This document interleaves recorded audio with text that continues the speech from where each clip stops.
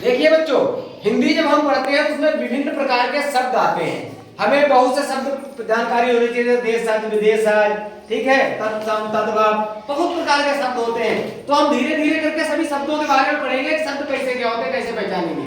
कल हमने पढ़ा था हिंदी में उपसर्ग और प्रत्यय लगाना। क्या पढ़ा था?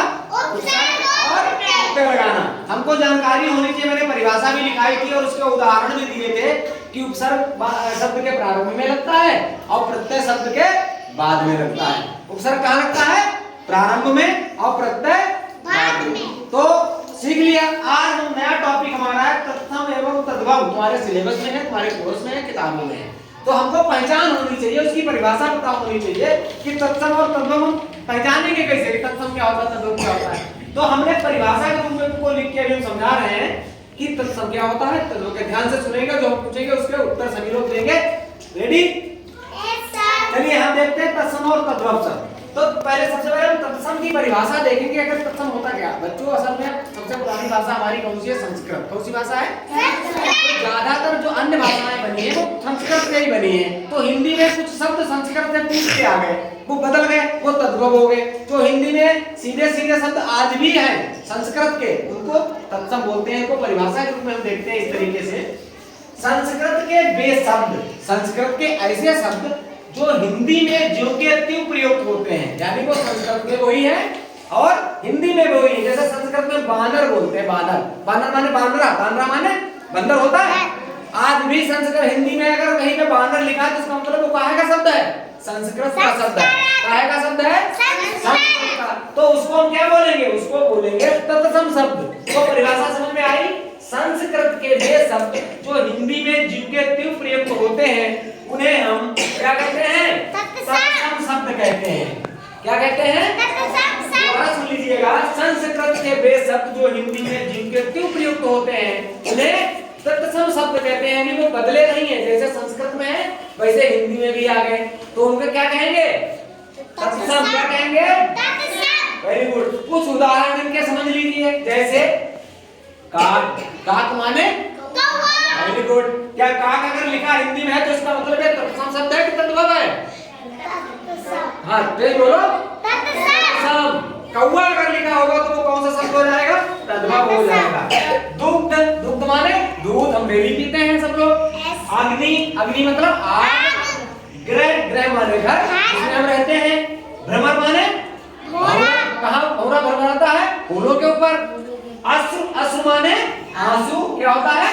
आंसू हमारे जब आंखों से निकलते हैं। पित्र, पित्र माने पिता, पित्र माने पिता आदि। यानी ऐसे शब्द जो संस्कृत से आए हैं जिनमें से जैसे थोड़े हमने लिखे काक, बानर, दुग्ध, अग्नि, ग्रह, भ्रमर, अश्रु, पित्र, ये सभी क्या है?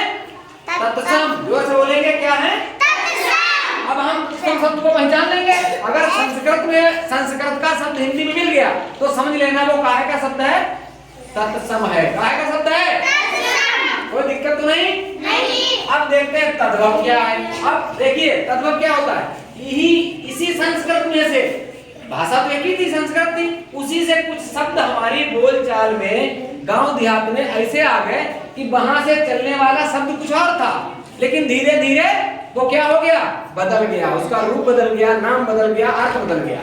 ठीक, तो वो क्या हो गया? तद्भव हो गया। जैसे संस्कृत के वे शब्द जो बोलते बोलते घिस गए, सरल हो गए, बदल गए, यानी घिसपिट गए, बदल गए, पाई मात्रा बदल गई, तो वो शब्द क्या कहने लगे? तद्भव। क्या कहने लगे? तद्भव कहने लगे। यानी संस्कृत के वो शब्द जो बोलते बोलते घिस गए, सरल हो गए, जिनके शब्द बदल गए, ठीक है, वो शब्द हमें तद्भव के रूप में मिलते हैं। उनको हम तद्भव शब्द कहते हैं। क्या कहते हैं? तद्भव शब्द कहते हैं। क्या कहते हैं उनको?